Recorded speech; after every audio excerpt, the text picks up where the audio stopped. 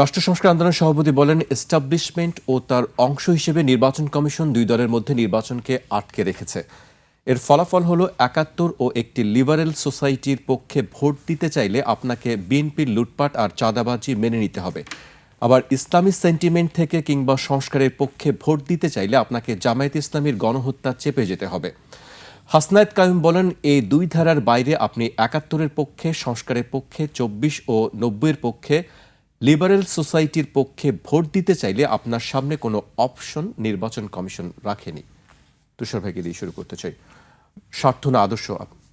নির্বাচন কমিশন তো এই অপশন রাখার জায়গায় না। নির্বাচন কমিশন নির্বাচনটা আয়োজন করবে, অপশন তৈরি করবে রাজনৈতিক দল। যিনি মন্তব্য করেছেন হাসনাত কাইম সাহেব, তিনি এবি পার্টি আর এনসিপির সাথে একটা জোট ছিল, সেখানে যোগ দিয়েছিলেন না? তো অপশন কমানোর বুদ্ধি তো তাদেরই। যখন তিনটা দল এক জায়গায় হয় তাহলে তিনটা অপশনের জায়গায় একটা অপশন হয়।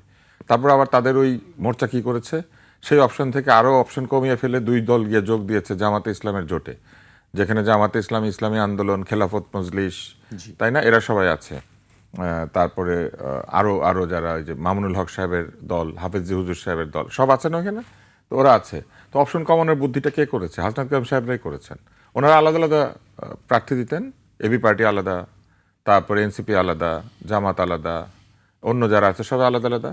নির্বাচন কমিশন তো অপশন তৈরি করা বা কমানো বা বাড়ানোর কাজটা করে না। নির্বাচন কমিশনের কাছে গিয়ে যে নির্বাচনের জন্য মনোনয়নপত্র জমা দিবে, নির্বাচন কমিশন হিসাব করবে মনোনয়নপত্র ঠিক আছে নাকি নাই, স্বতন্ত্র নাকি দলীয়, এবং তারপরে তাকে ইয়াস বলবে অথবা নো বলবে।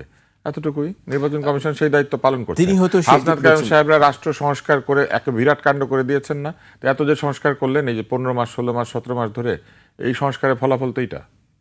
ওনার নিবন্ধন পাননি, সেজন্য হয়তো নিবন্ধন পাওয়ার যোগ্যতা নাই, কিন্তু এইটাই তো ঘটনা। আরেকটি কথা বলছি যে স্বতন্ত্র হিসেবে যে নির্বাচন করতে চান সেই বিষয়ে তাদের প্রার্থিতা বাতিল করা হচ্ছে। তুচ্ছ তাদের প্রার্থীরা স্বতন্ত্র প্রার্থীর যোগ্যতা নাই। সংস্কারের সময় তাদেরকে আমরা বারবার বলেছি, এরকম টকশোতে দাঁড়িয়ে, আপনার টকশোতে আমি অন্তত 3বার বলেছি, আমার মনে আছে, যে স্বতন্ত্র প্রার্থীরা যাতে দাঁড়াতে না পারে সেই ব্যবস্থা এই নির্বাচন কমিশনের যে নিয়মাবলী প্রার্থীর বিষয়ক সেখানে আছে।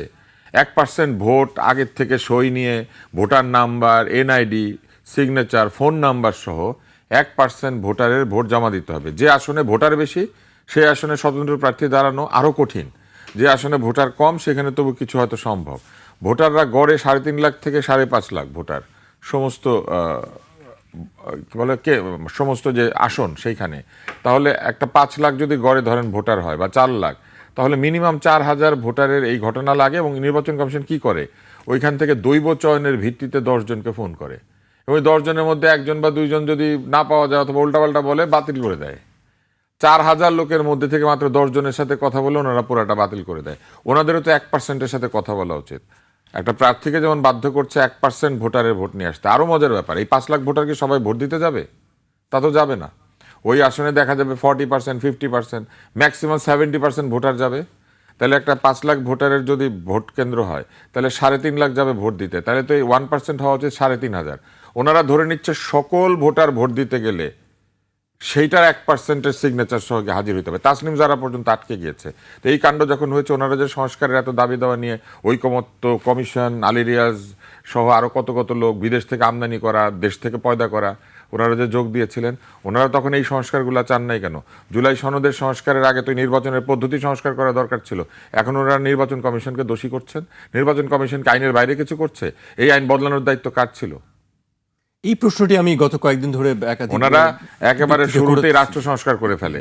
এদের অবস্থা কিরকম জানেন? কিছু সিভিল ইঞ্জিনিয়ার আছে, পাস টাস করেন, এমনি নিজেরা সিভিল ইঞ্জিনিয়ার, যে কোনো বিল্ডিংয়ে ঢুকে বলে কি, এই বিল্ডিংয়ের তো সমস্ত খারাপ, তাহলে আমাদের এই বিল্ডিংয়ের সমস্ত ডিজাইন আগের থেকে করতে হবে, এগুলা বলে। কিন্তু আসলে যেটা দরকার ছিল, বিল্ডিংয়ে ঢোকার মুখে সিঁড়ি নাই, আগে সিঁড়িটা দিতে হবে। তো এই সিঁড়িটাই তো হচ্ছে নির্বাচন। সেইখানে এই নির্বাচনের জায়গাটাই ওনারা বাদ দিয়ে বাকি সব কিছু করেছেন। নির্বাচনের পরে সংসদ আসিলে সংসদের সদস্যরা 270 দিনের মধ্যে না কত দিনের মধ্যে, আবার 6 মাসের মধ্যে আবার সব কথা শুনতে হবে, এটা না শুনলে ওইটা, ওইটা না শুনলে এইটা, গণভোট করতে হবে, এগুলাই করে গেছে। নির্বাচনের পরে কি করবে সেটা, নির্বাচনটা কেমনে হবে সেটা নিয়ে আলাপ করেন নাই। সেটি কেন করেননি? আমি এই প্রশ্নই করছিলাম গত কয়েকদিন। বড় বড় সংস্কার চিন্তা করে, রাষ্ট্র সংস্কার আন্দোলন, বুঝছেন এটার অবস্থা কেমন? আমি আরেকটা উদাহরণ দিই। একটা কম্পিউটারকে প্রশ্ন করা হয়েছে যে একটা সিঁড়ি দিয়ে ওঠার সময় সবাই হোঁচট খায়, তো এটা কেমনে করে বন্ধ করবে? তো কম্পিউটার অনেক এরকম কমিশন টমিশন করে, ওই কম্পিউটার অনেক সবার সাথে মানে অনেক ডিসকাশন করে, এআই তো আলাপ করে বলছে যে সবাই কোন সিঁড়িতে হোঁচট খায়, বলে প্রথম সিঁড়িতে। বলে প্রথম সিঁড়িটা বাদ দিয়ে দেন। প্রথম সিঁড়িটা বাদ দিয়ে দিলে যে দ্বিতীয় সিঁড়িটাই প্রথম সিঁড়ি হয়ে যাবে, এটা বুদ্ধির মধ্যে নাই। এই যে এত রাষ্ট্র সংস্কার টস্কার না করে আমাদের মতো আমজনতা আছে না, রাস্তাঘাটে যে আমরা ঘুরে বেড়াই, কথাবার্তা বলি, হ্যাঁ, আরেক আমার সাথে আরেকটা ছেলে আসে, ওকে সবাই আমতারেক বলে। এই আমতারেক আমজনতা এদের কথাবার্তা একটু শুনলে পরে এই গন্ডগোলটা হতো না। বারবার আমরা বলেছি যে এই যে আদেশনামা রয়েছে এই প্রার্থীদের, সেখানে যোগ্যতার জায়গায় এমনভাবে তৈরি করা হয়েছে যে আপনি একটা ফালতু দলের জন্য হয়ে আসলে আপনি সাথে সাথে নমিনেশন ওকে হয়ে যাবে, অথচ আপনি বাংলাদেশের সেরা ব্যক্তিটা না হল ব্যক্তিও যদি হন, এমনকি আপনি ডক্টর মোহাম্মদ ইউনূস হলো নির্বাচন করতে গেলে ওনাকে দরজা দরজা গিয়ে বলতে হবে আমাকে একটু সাইন দেন, ভোটার নম্বর মিলাবে, এবং 10 জনের মধ্যে 2 জনকে না পাওয়া গেলে বাতিল হয়ে যাবে। তো এখন ওনার মনে করেন উনি যে যাদের কাছ থেকে সিগনেচার নিয়েছে, ওনার উপদেষ্টা পরিষদের অনেকে আছে, এদের ওনার যেসব লোকজন উনি বিদেশ থেকে আনছেন এরা আছে, এদের 10 জনকে ফোন করে দেখা যাবে 4 জন, একজন অস্ট্রেলিয়া, একজন নেদারল্যান্ডে, একজন আমেরিকা, ওনারটা বাতিল হয়ে যাবে। তো এইটাই তো সেই নিয়ম। তো সেই নিয়ম করে আপনি বলতেছেন এই কি বলে আমাদেরকে বাধা দেওয়া হচ্ছে, আমাদেরকে এইটা করা হচ্ছে, খেয়াল ছিল না।